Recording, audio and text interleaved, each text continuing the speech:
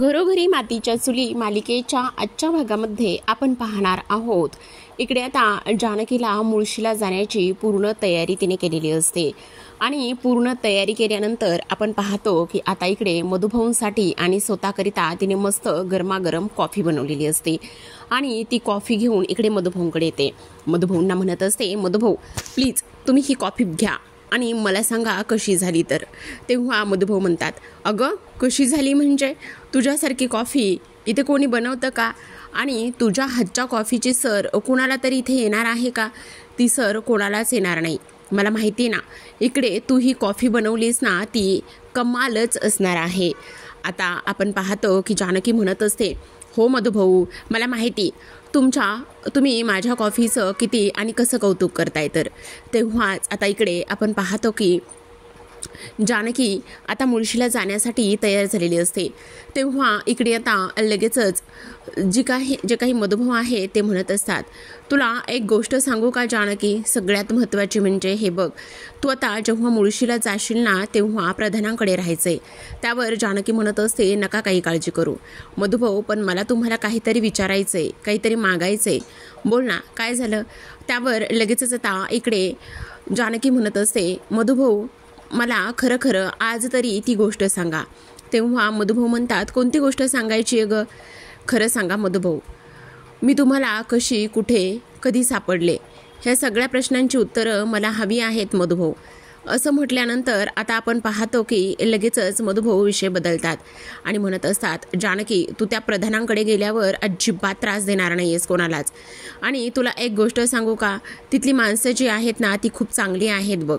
तर आता इकडे आपण पाहतो दुसऱ्या बाजूला सुमित्राने सकाळी नानांसाठी मस्त गरमागरम चहा बनवून आणलेला असतो आणि गरमागरम चहा बनवून आणल्यानंतर नाना म्हणत असतात, खरं तर आत्तापर्यंत आयुष्यामध्ये माझ्याकरिता हीच एक गोष्ट माझ्या मनासारखी होती. त्यावर लगेच सुमित्रा म्हणत असते, काय हो तुमचं काहीही असतं? काही काय असतं? अगदी बरोबर बोलतोय मी. त्यावर इकडे सुमित्रा म्हणत असते, खरं सांगू का, मला तर आता कंटाळा आलाय हे सगळं काही गोष्टी ते करून कधी एकदाची सून येते आणि कधी एकदाचं सगळं मी तिच्या हातामध्ये देते असं झालंय मला. त्यावर नाना म्हणत असतात, हो ते तर सगळं खरं आहे, पण त्यासाठी इथे तुमचे जे चिरंजीव आहेत ते स्वतःच्या पायावर उभे राहायला नको आहेत का तुम्ही असंच इकडे सुनेचं स्वप्न बघाल आणि तुमचे चिरंजीव मात्र तिकडे गावामध्ये फिरत राहणार?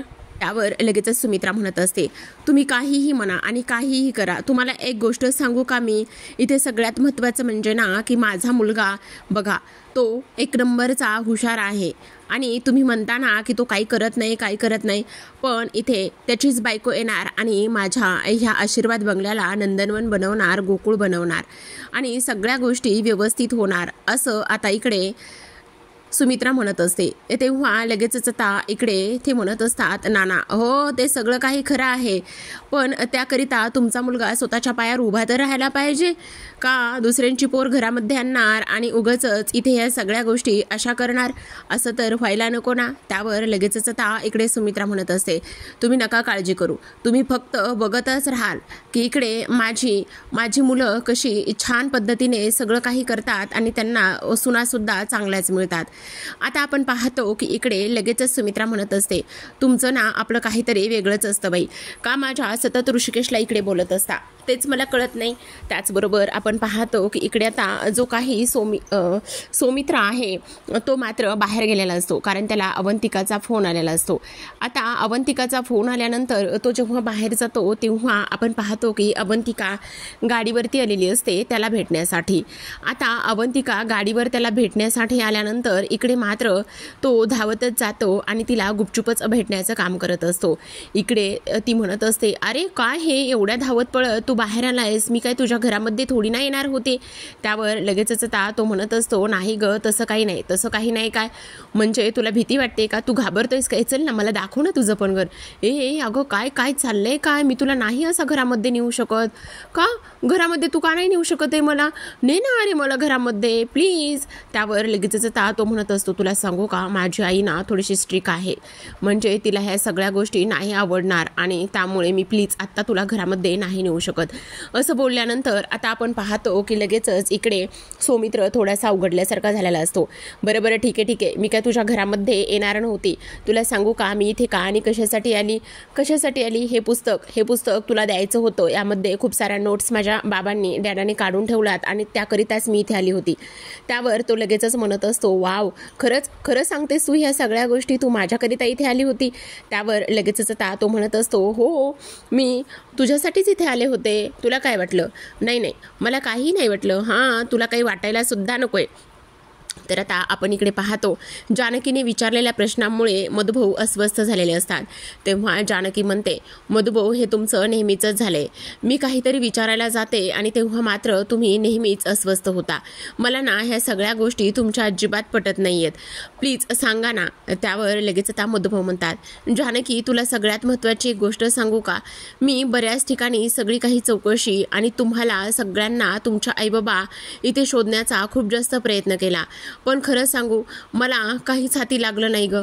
आश्रमात येणाऱ्या प्रत्येकाला आणि त्याचे प्रत्येक आईबाबा, त्यांचा पत्ता, ह्या सगळ्या गोष्टी मी इथे शोधण्याचा खूप प्रयत्न केला, पण माझ्या हाती शेवटी निराशाच लागली. त्यामुळे इथे तू कशी, कोणी तुला इथे आणून ठेवलं, ह्या सगळ्या गोष्टी मला नाही ग माहिती. पण तू नको काळजी करूस, मी अजूनसुद्धा तुम्हा सगळ्यांचा शोध घेण्याचा प्रयत्न करतच आहे. आणि त्यावर लगेचच जानकी म्हणत असते, हो मधुभाऊ, कळतंय मला सगळं, पण अजूनसुद्धा मला असं वाटतं की मला इकडे कोणी आणि का आणून ठेवलेलं असेल, ह्या गोष्टी तर मला कळतच नाहीत आणि समजायला सुद्धा मार्ग नाही. त्याचबरोबर आपण पाहतो की आता इकडे मधुभाऊ म्हणत असतात, तुम्हाला एक गोष्ट सांगू का जानकी, मी खूप साऱ्या गोष्टींचा इथे शोध घेण्याचा प्रयत्न केला, पण मग मात्र माझ्या हाती काहीच नाही लागलं. आणि त्यामुळेच मी सुद्धा तुला आता एक गोष्ट सांगतोय, जेव्हा मला ह्या सगळ्या गोष्टी इथे समजतील किंवा माझ्या हाती सगळ्या गोष्टी लागतील, तेव्हा मी नक्कीच ते सगळं काही शोधण्याचा पुन्हा एकदा प्रयत्न करेन.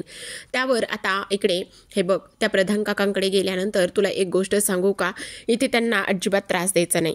त्याचबरोबर ती माणसं खूप चांगली आहेत आणि 2 गोष्टी त्यांच्याकडून शिकायचा प्रयत्न करायचा. आणि सगळ्यात महत्त्वाचं म्हणजे त्यांना आपल्याकडून कुठल्याही गोष्टीचा त्रास होता कामा नये. त्यांच्या चांगुलपणाचा आपण कसलाही फायदा घ्यायचा नाही. त्यावर जानकी म्हणते, अजिबात तसं काही होणार नाही. आणि लगेच मिठी मारते. ती म्हणते, तुम्ही आता ह्या पक्ष्यांना उडण्याचं बळ दिलंय आणि उंच भरारी घेण्याचं जे काही विश्वास दाखवलाय ना, तर मग आता त्या पक्ष्यांच्या पंखामध्ये तेवढी ताकद नक्कीच आहे की ते कोणालाही कसलीच त्रास देणार नाही आहे. त्यामुळे तुमचं हे जे काही पाखरू आहे, हे जे काही पक्षी आहे, ते अक्षरशः आता उंच आकाशामध्ये भरारी घेणार आहे.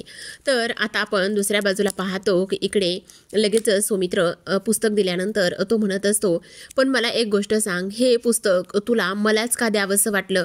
त्यावर ती लगेचच म्हणत असते, तुलाच का द्यावंसं वाटलं म्हणजे हे तुला कळायला हवं. त्यावर तो लगेचच म्हणत असतो, मला कळायला हवं म्हणजे मला नाही समजलं. तुला कधी काय कळणार आहे? तुला कधीच काही कळणार नाही. असू देत, इथे हे पुस्तक तुला आणि त्याचबरोबर आणखी बरीचशी पुस्तकं आहेत, मी तुला देण्याचा प्रयत्न करेन, जेणेकरून इथे तुला अभ्यासात मदत होईल.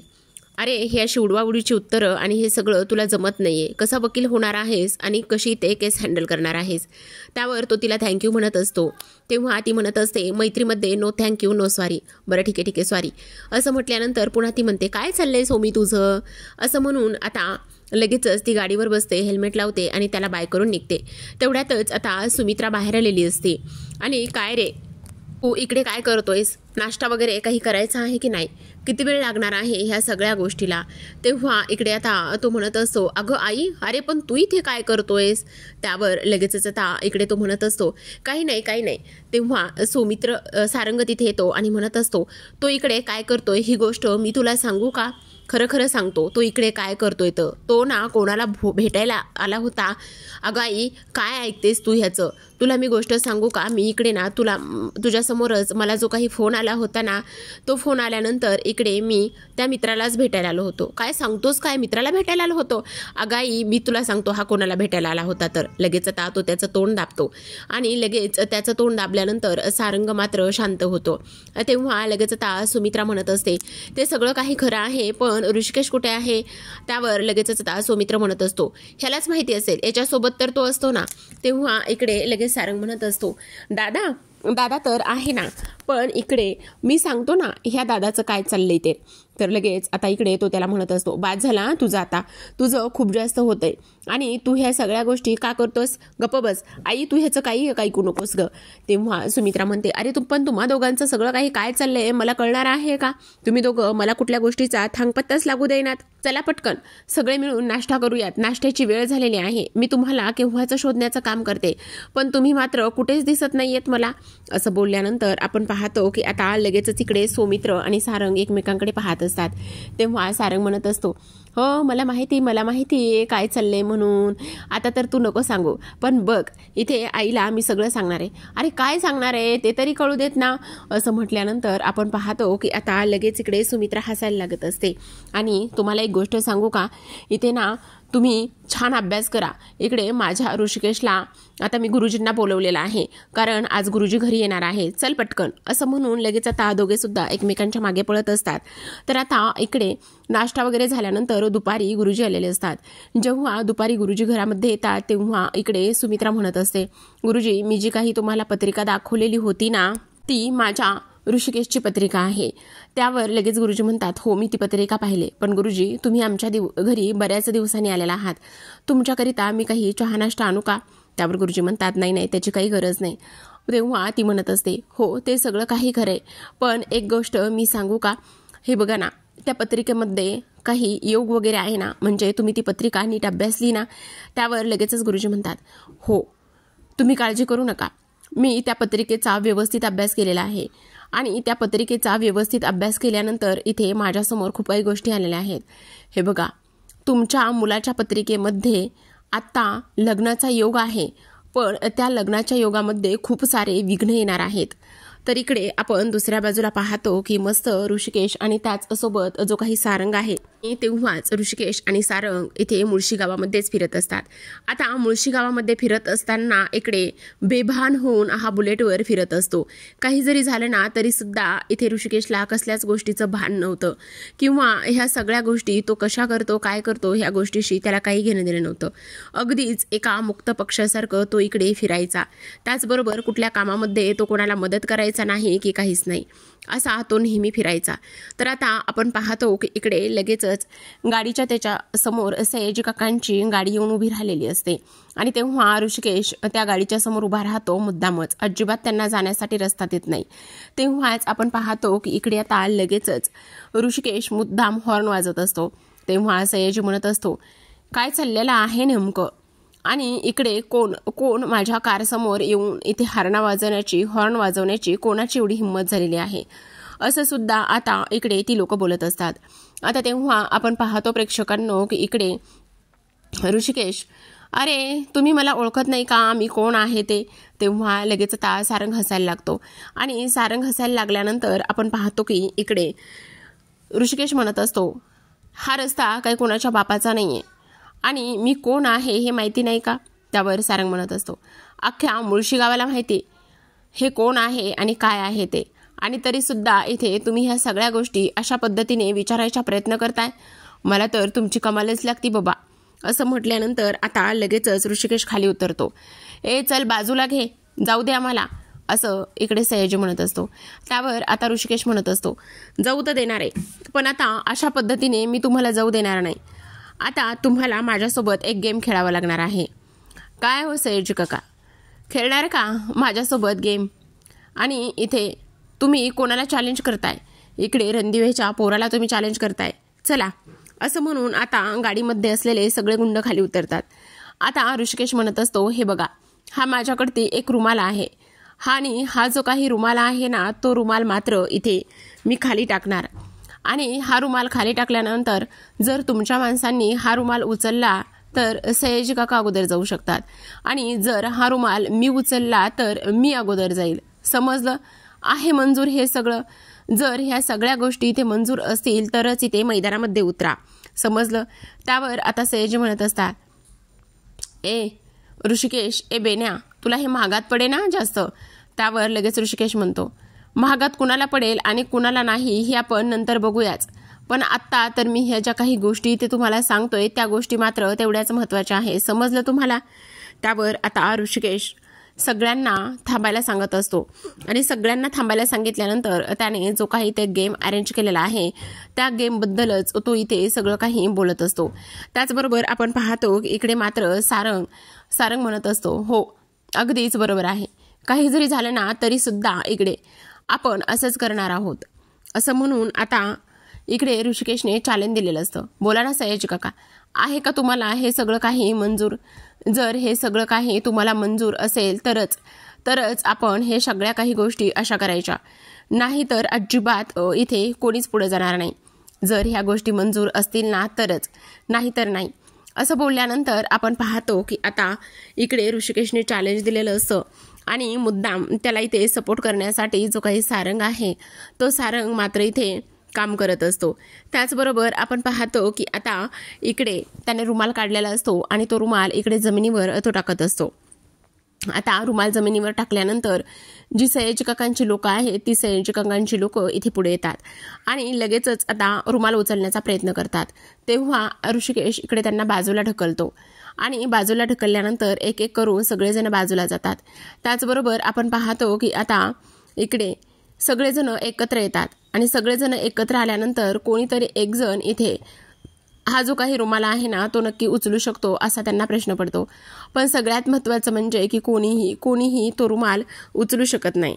शेवटी ऋषिकेश मात्र इथे त्याला एक लात मारतो आणि सगळ्यांना बाजूला ढकलतो. इकडे मात्र सयाजी काकांना खूपच मोठा धक्का बसलेला असतो.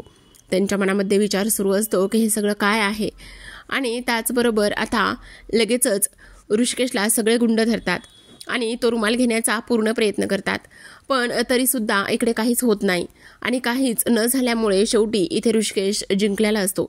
त्याचे जे काही गुंड आहेत ते गुंड आता खाली पडलेले असतात आणि गुंड खाली पडल्यानंतर आपण पाहतो की इकडे ऋषिकेश हा जो काही खेळ आहे किंवा हा डाव जो आहे तो जिंकलेला असतो. आता सयाजी काकाला खूप मोठा धक्का बसतो. इथे काल आलेलं हे बेनं आज मला हरवतंय. ह्याच्या बापाला माहिती मी कसा आहे आणि काय आहे ते, आणि तरीसुद्धा ह्या बेनेने मला इथे हरवलेला आहे ही गोष्ट त्याला अजिबात सहन होत नाही. आता इकडे सारंग म्हणत असतो, आता खरी मजा येणार आहे. पण तेवढ्यातच आता सयाजी काका खाली उतरतात आणि सयाजी काका खाली उतरल्यानंतर आपण पाहतो की आता इकडे ते ऋषिकेश समोर येऊन उभे राहतात. आता ऋषिकेश समोर येऊन उभे राहिल्यानंतर इकडे मात्र लगेचच आता सारंग थोडं घाबरतो. तर दुसऱ्या बाजूला आपण पाहतो की गुरुजींनी आता सुमित्राला ह्या गोष्टी सांगितल्यानंतर सुमित्रा म्हणते, ह्या सगळ्या गोष्टीवर काहीतरी उपाय नक्कीच असेल ना, प्लीज तुम्ही मला काहीतरी उपाय सांगा, मी ते सगळं काही करायला तयार आहे. त्यावर गुरुजी म्हणतात, हे बघा आपल्या मुळशी गावामध्ये वामनशास्त्री गुरुजी खूप नावाजलेले आहेत, त्यांचा अभ्यास खूप आहे. इथे विषाची सुद्धा वाट अडवू शकतात एवढी ताकद आणि एवढी विद्या त्यांच्याकडे आहे. तुम्ही नक्की त्यांच्याकडे जा आणि ह्या सगळ्या गोष्टीमध्ये येणारा अडथळा ते नक्की दूर करतील आणि यातून सगळ्या गोष्टीतून मार्ग काढतील असं इकडे ते सुमित्राला सांगत असतात. त्यावर सुमित्रा म्हणते, हो नक्कीच मी इकडे वामनशास्त्री गुरुजींकडे जाईल, पण माझ्या ऋषिकेशला सावरणारी त्याचबरोबर ह्या घराचं गोकुळ करणारी सून मला हवी आहे असं इकडे आता ते बोलत असतात. ती सुमित्रा गुरुजींना सांगत असते. तेव्हा गुरुजी म्हणतात, तुम्ही नका काळजी करू, सगळं तुमच्या मनासारखंच होईल. मी फक्त तुम्हाला सांगतोय की वामनशास्त्री गुरुजींकडे तुम्ही एकदा ऋषिकेशची पत्रिका दाखवून या. त्यावर लगेचच सुमित्रा म्हणते, तुम्ही नका काळजी करू, मी नक्कीच जाईल आणि मला पाहिजे तशीच सून स्वप्नात येईल. इकडे आता दुसऱ्या बाजूला जानकी आरशासमोर उभी असते आणि तिला आता मुळशीला जाण्याची ती पूर्ण तयारी करत असते. मस्त केस वगैरे हे सगळं काही तिने सेट केलेलं असतं. तेवढ्यातच तिथे आता सायली येते आणि सायली तिथे आल्यानंतर तिला ती म्हणत असते, सांग ना मी कशी दिसते असं इकडे ती बोलत असते. तेव्हा सायली म्हणते, जानू तू खरंच खूप कमाल दिसतेस, गोड दिसतेस आणि तुला कोणाचीही नजर नको लागायला असं म्हणून ती लगेचच आता तिला काळं तीट लावत असते. त्यावर सायली म्हणते, तुला एक गोष्ट सांगू का, मी इथे आहे म्हणून तुला काळं तीट लावते, पण जानू तू तिकडे गेल्यानंतर सुद्धा असंच काळं तीट लावत जा, म्हणजे सगळ्यांपासून आणि सगळ्यांच्या नजरेपासून तू दूर राहशील. तर आता आपण पाहतो की इकडे मकरंद आलेला असतो आणि मकरंद आता इथे आल्यानंतर वात्सल्य आश्रमाच्या तिथे आल्यानंतर तो इकडे जानकीचा दुरूनच व्हिडिओ आणि फोटो इथे शूट करत असतो आणि हा मकरंदची एंट्री झालेली असते. अशा पद्धतीने आता तो व्हिडिओ जानकीचा शूट करतो. तर आता प्रेक्षकांनो इकडे मात्र आजच्या भागामध्ये एवढंच. उद्याचा भाग आपण तोच प्रोमो पाहतोय. मुळशी गावामध्ये जानकी आणि त्याचबरोबर सायली जातात. तिथे यात्रा असते, यात्रा भरते आणि ह्या खेळ खेळत असतात. तेवढ्यातच तिथे आता ऋषिकेश येत असतो आणि ऋषिकेश आल्यानंतर इकडे मुद्दाम जानकीसमोर तो इकडे खेळायचा प्रयत्न करतो आणि म्हणत असतो, तुम्हाला खेळ खेळता येत नाही तर कशाला खेळताय. त्यावर लगेचच आता जानकी म्हणत असते, तुम्हाला कोणी सांगितलं होतं मध्ये खेळायला. तेव्हा लगेच आता इकडे ऋषिकेशमुळे तो खेळ जिंकलेला असतो आणि तेव्हा बक्षीस मिळतं. त्यावर लगेच जानकी ते बक्षीस त्याच्या तोंडावरच मारत असते. तर अशा पद्धतीने जानकी आणि ऋषिकेशची पहिली भेट झालेली असते. तर प्रेक्षकांनो, पाहत राहा घरोघरी मातीच्या चुली. भेटूयात उद्याच्या भागामध्ये. तोपर्यंत धन्यवाद.